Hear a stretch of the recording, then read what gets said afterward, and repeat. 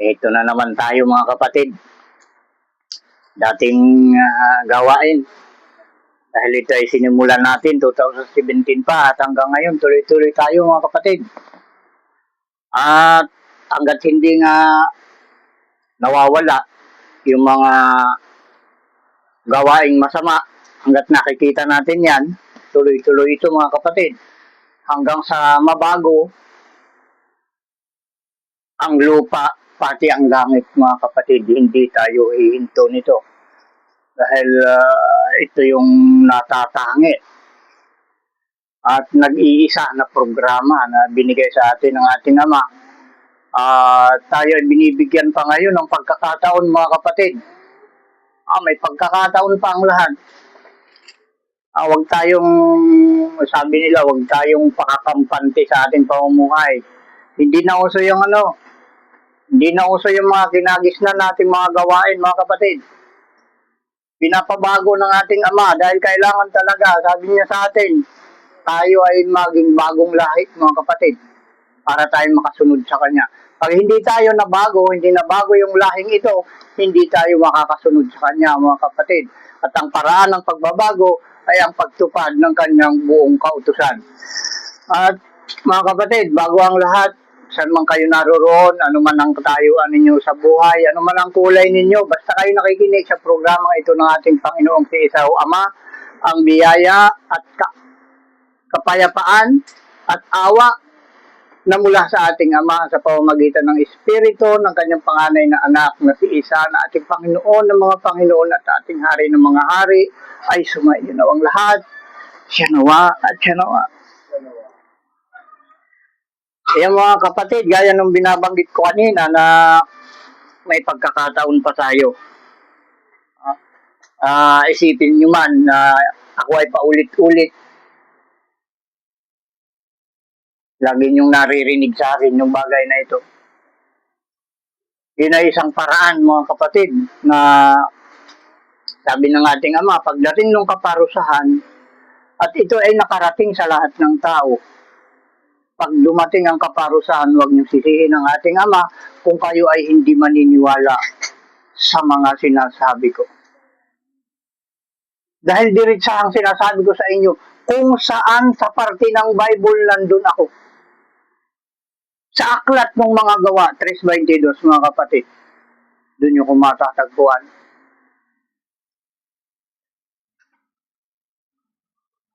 At nandun sa Ezekiel 2:1, tapusin nyo yun, saka yung 3:1, tapusin nyo yun mga kapatid. Nandun ako. Ito yung kailangan natin parating gagawin sa araw-araw.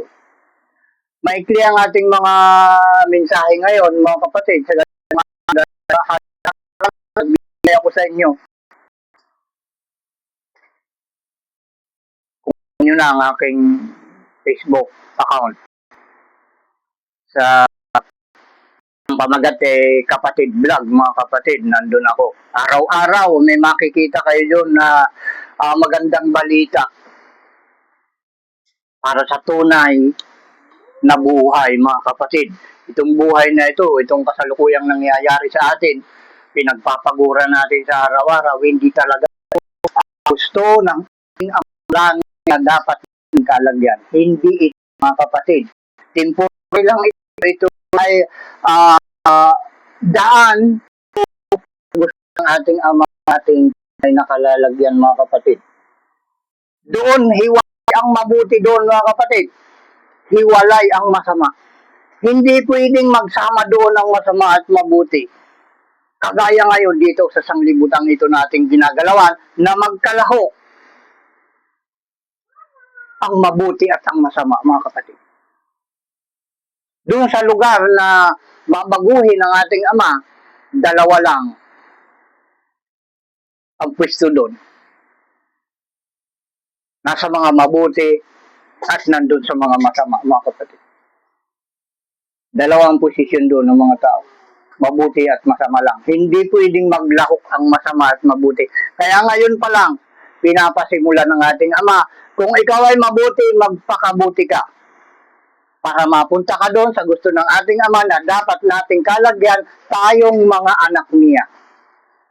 At kung masama ka, magpakasama ka na.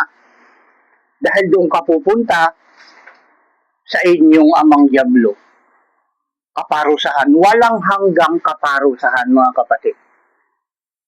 At yung mga sumusunod sa utos ng ating Ama, nandun naman sila sa walang hanggang biyaya, mga kapatid.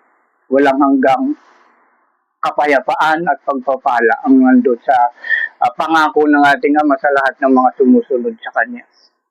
Kaya kailangan nating isuot ito, mga kapatid. Ibalot natin sa ating pagkatao sa araw-araw ang buong kautusan ng ating Ama. Punuin natin ang ating puso at isip ng Kanyang mga utos. Para kung sa ganon, mapuno na ang puso at isip natin ang utos ng ating Ama, hindi na,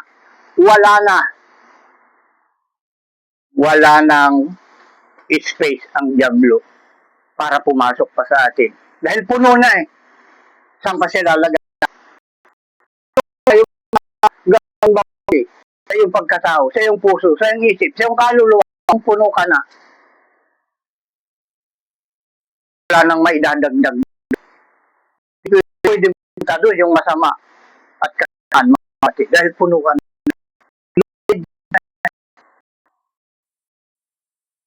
Kaya para mapuno ang lahat ng mga anak ng ating Ama, ng utos ng ating Ama, araw-araw natin itong binabanggit sa lahat, mga kapatid.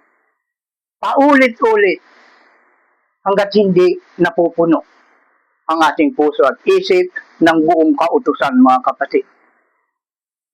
Sabi ng ating Ama, gawin natin itong damit, gawin natin itong bihisan, mga kapatid, itong 10 utos na nakasulat sa Sodobente at Nomyo 5. Sa ito ay sa unang sa 7. Yun ang mga baguhang pakakinig ito. Paulit-ulit pinapakal sa itinuturo kahit itinuturo sa ating Ama. Walang tao, sino na nagturo sa mga kapatid.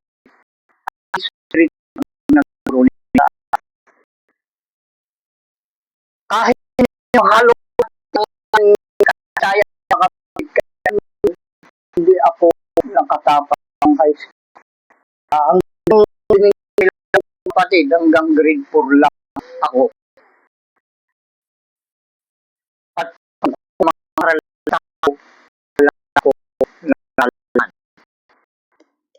Ang nalaman ay araw na mula at napakalap ang aral na mula sa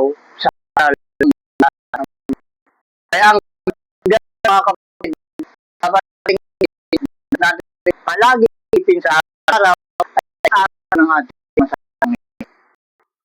Noon po, unang 17.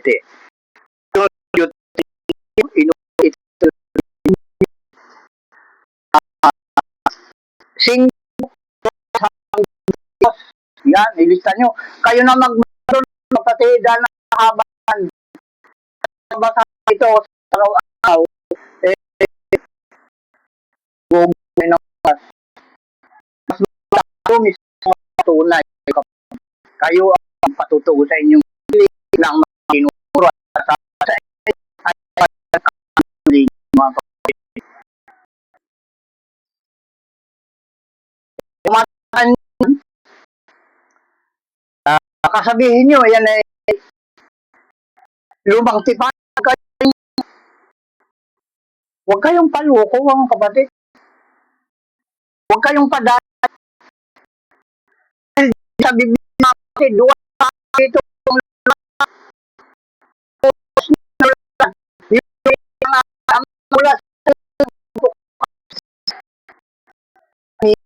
mula hanggang ngayon.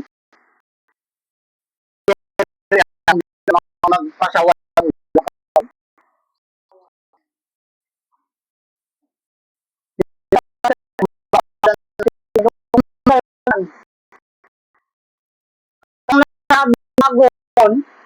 dahil itong itinakam para ilabas.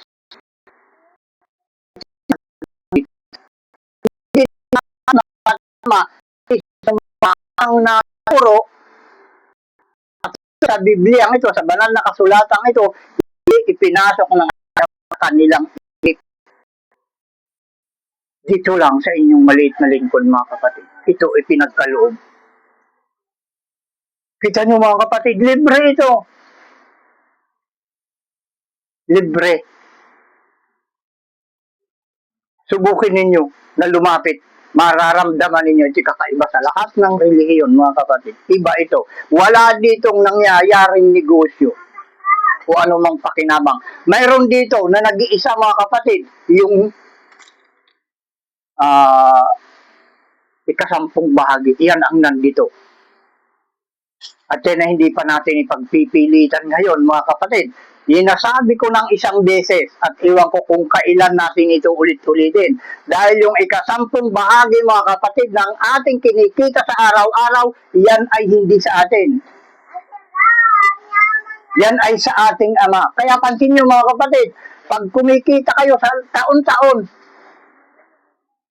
hindi napupunta lahat sa kapakinabangan ng bawat tao ang kanilang kinikita. Baka humihigit pa sa 10% mawawala sa iyo. Kapamilya mo, magkakasakit. Diba? O kaya ikaw, mga aksidente, magkano yung gagastusin mo? O kaya mga kadisgrasya ka, magkano yung gagastusin mo, mga kapatid? Magulang mo, kapatid mo, anak mo, apo mo, pamangkin mo, pag mahalagang pagbagay sa iyo. Pakiramdaman ninyo, mga kapatid, lahat ng tao nararanasan yan. Dahil yung ikasampung bahagi na para sa ating Ama, hindi pa natin ibinibigay.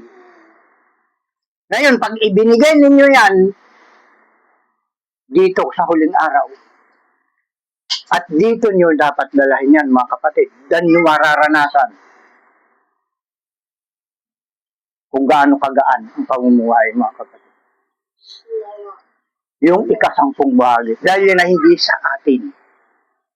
Yan ay sa ating Ama, doon sa kanyang tahanan. Ibig sabihin, kung nasaan yung kanyang Espiritu Santo, doon natin dadalahin yung kanyang ikasampung bahagi sa ating kinikita. Kaya tahanan ng kanyang Espiritu Santo dahil yung salita ng ating Ama nandito, yung 10 utos, mga kapatid. Dahil ang Espiritu ng ating Ama ay yung kanyang mga salita. Yung kanyang mga utos. Kung nasaan yung kanyang mga salita, yung kanyang mga utos, nandun yung kanyang Espiritu. At doon siya tumitira, mga kapatid. Huwag niyong sabihin na maganda yung mga simbahan ninyo, mga dalanginan ninyo. Wala naman dyan ang 10 utos. Paano tatahan dyan ang Espiritu Santo? Ay, ang Espiritu Santo ay yung utos niya, mga kapatid. Ay, makinig kayong mabuti dito sa programang ito ng ating Ama. Inuulit ko, mga kapatid, maikli lang ang ating mga mensahe ngayon sa ganitong araw. Dahil ito nababahabahagi sa araw-araw, mga kapatid. Di katulad ng mga nakaraang taon na ito inaabot ng 2 oras. Bukod pa dun sa private, anong tawag doon? Private message. Yung pang sarili namin, umaabot ng kalahating araw, mga kapatid. Ngayon, iba na. Nakahati-hati na. Iwan ko, ilang minuto tayo ngayon. Dahil yung binanggit ko sa inyo na Exodo 20, 1 hanggang 17 at yung Deuteronomio 5, 2 hanggang 22, yun yung 10 utos. Yun ang ating pakatandaan, mga kapatid. Ngayon, kung meron kayong hindi naunawaan, malaya kayong magtanong. O kaya kung hindi nyo kursunada, malaya kayong mag-back sa akin, mga kapatid. Malaya kayong mag-comment kung ano yung nasa isip ninyo, mga kapatid. Kasi wala akong ginagawang iba, kundi kung ano yung pinag-uutos ng aking Ama. Kung ibas ninyo, Hindi ako ang binas ninyo. Ang ating Ama na lumikha sa akin, sa ating lahat, ang binabas ninyo, mga kapatid. Itong kailangan natin gawin, mga kapatid, ha? Kaya sinasabi ko sa inyo, inulit-ulit sa inyo ang 10 utos na dahil ako yung nakasulat doon sa Gawa 3:22-23. At ang patunay ay nasa Hebreo 10:28. Ha? At ito yung binabanggit sa Efeso 6:11 hanggang 17. Ito lang yung mensahe natin, mga kapatid, ngayon. Efeso, hanapin natin. Efeso,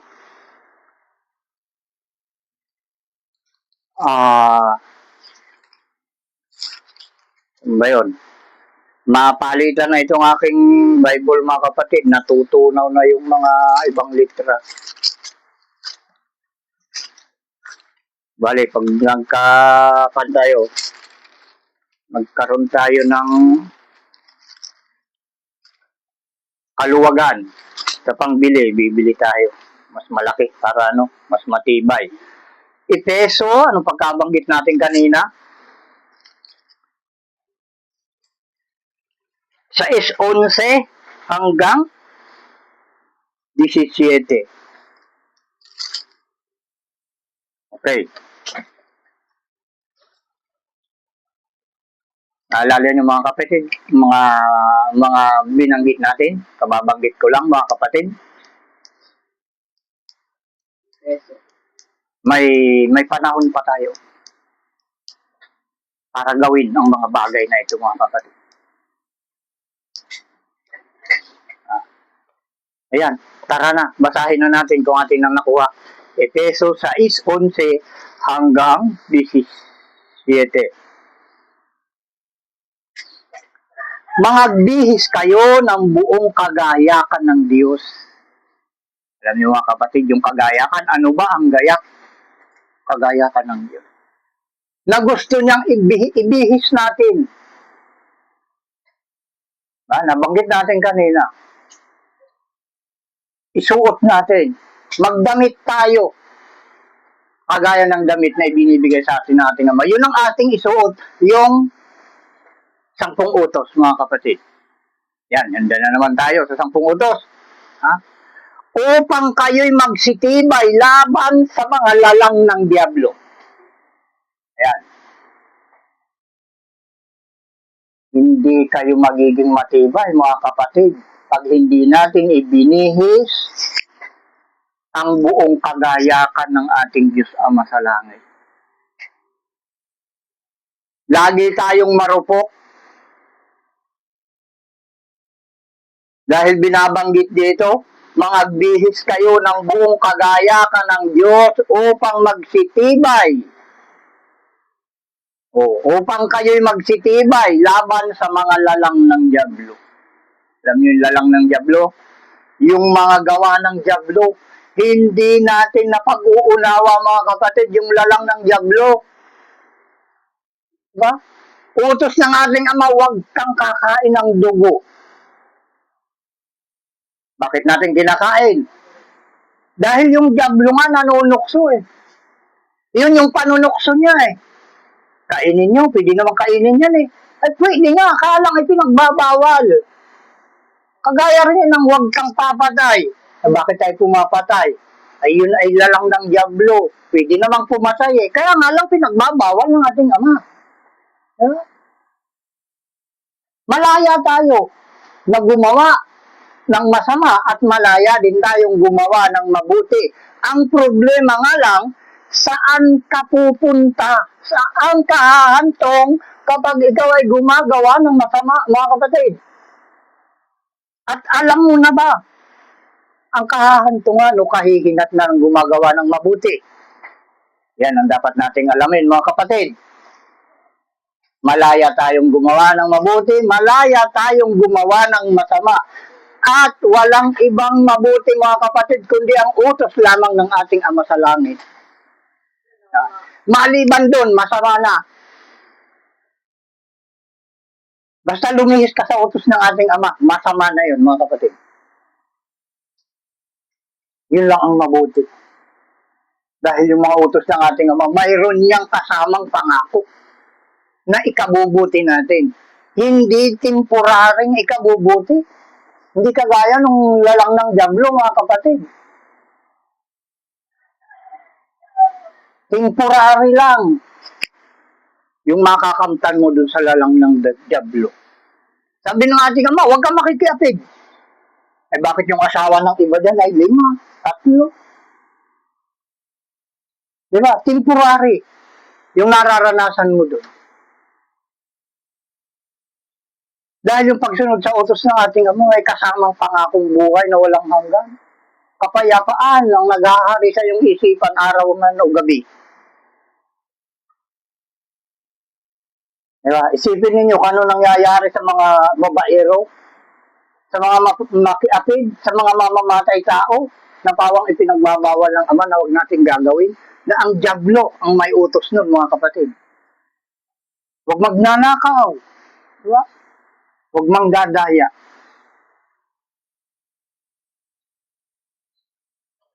Lalang ng Diablo yon, mga kapatid. Para maging matibay tayo at hindi tayo kayang hilahin ng Diablo ng mga gawaing pakontra sa utos ng ating ama, isuot natin yung buong kagayakan ng Diyos, 10 utos.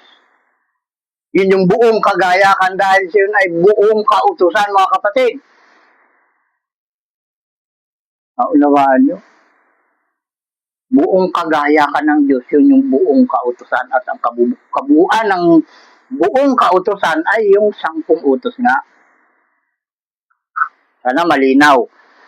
Sa 12, sapagkat ang ating pakikibaka ay hindi laban sa laman at dugo, kundi laban sa mga pamunuan, laban sa mga kapangyarihan, laban sa mga namamahala ng kadilimang ito sa sanglibutan, laban sa mga ukol sa espiritu ng kasamaan, sa mga dakong kaitaasan. Alam niyo yung dakong kaitaasan? Yun yung mga namumuno na hindi naman alam ang utos ng ating Ama sa Langit. Yun yung dakong kaitaasan. Mga sinasabi nila, sila ay, ang tawag doon, sila ay alagad daw ng Diyos. Di ba, nasa gawing kaitaasan, ang tawag pa nga ng iba ay santo. Santo Papa ata, ang tawag nila doon. Yun, nasa dakong kaitaasan yun, nakatayo yun. Dahil tinitingala sila ng lahat. Pero tanungin mo yung 10 utos, kung nasaan, mga kapatid, tanungin ninyo, kung nasaan 10 utos sa kanila.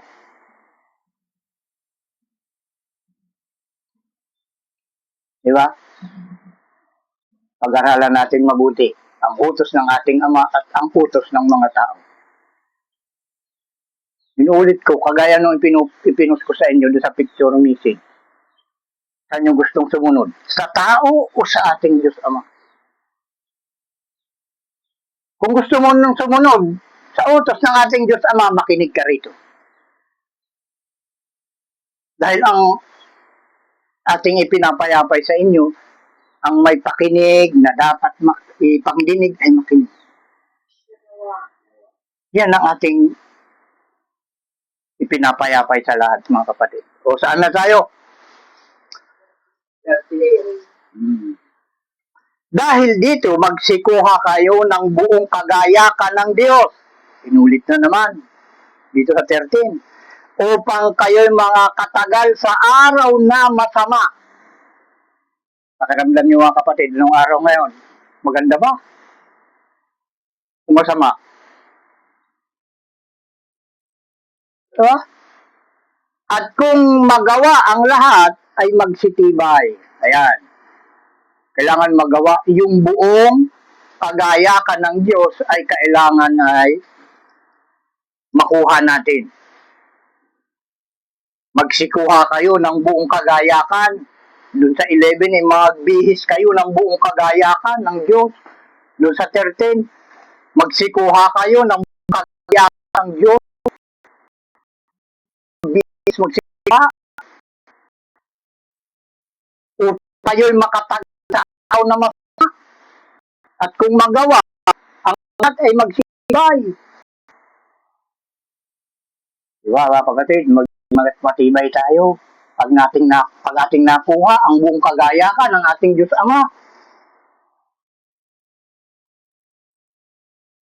tatalunin natin yung mga lalang ng lahat ng bawal nating ang pag nakuha natin yung buong kagayahan ng ating Diyos Ama. Pag ating naisuot sa ating buong pagkatao. Ibig sabihin, pag ating naisuot, yan ay nakikita sa ating ginagawa sa araw-araw, mga kapatid. Kung ano yung utos ng ating Ama. Naibigin na natin yan sa ating sarili. At doon tayo magsisimulang bibay. Sa mga masama, hindi natin yan magagawa. Saan na tayo? Sa 14. 14 na ba? Magsitibay kayo na ang inyong mga kaywang ay may bigkis na katotohanan.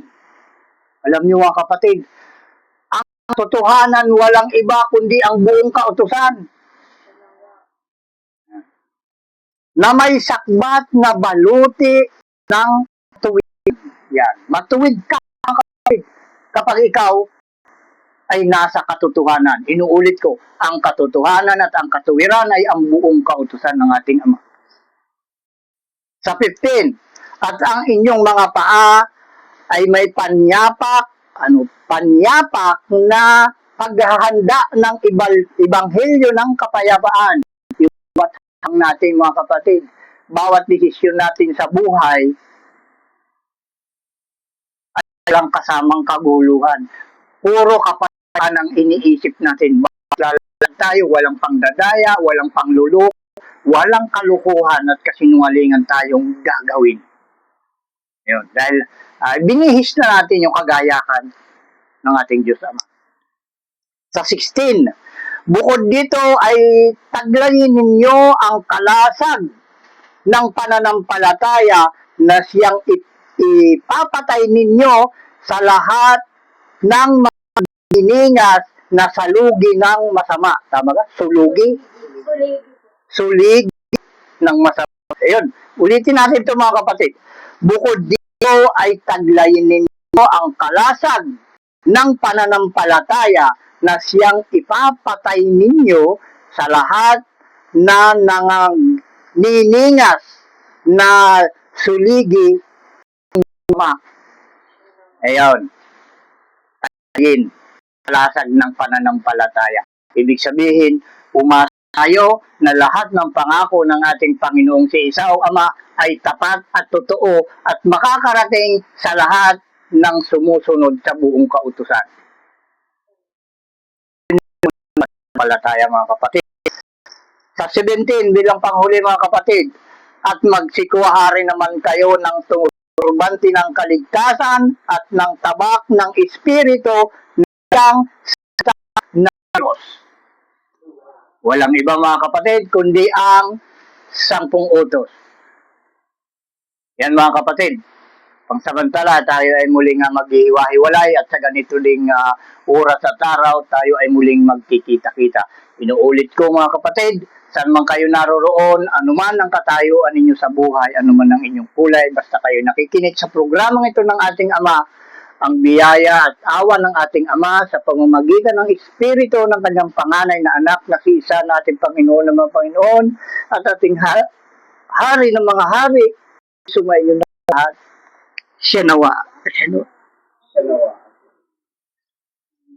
Yan mga kapatid, ang ating Ama ay talagang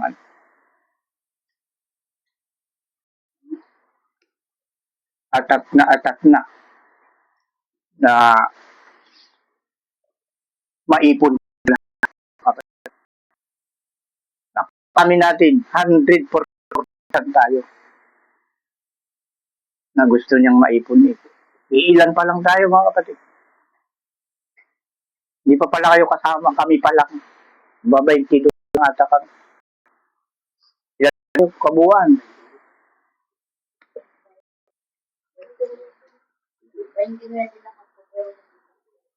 Ayaw na mali po lang kanyang mga nilikha. Kasi nang binitawang mga salita ng paglipol sa mga taong masasama. Kaya para wag tayong malipol lahat, suot natin, magbihis tayo ng buong kagaya ng ating Diyos. Pakinggan niyo ba mga kapatid yung patotoo dahil ito'y napakahalaga.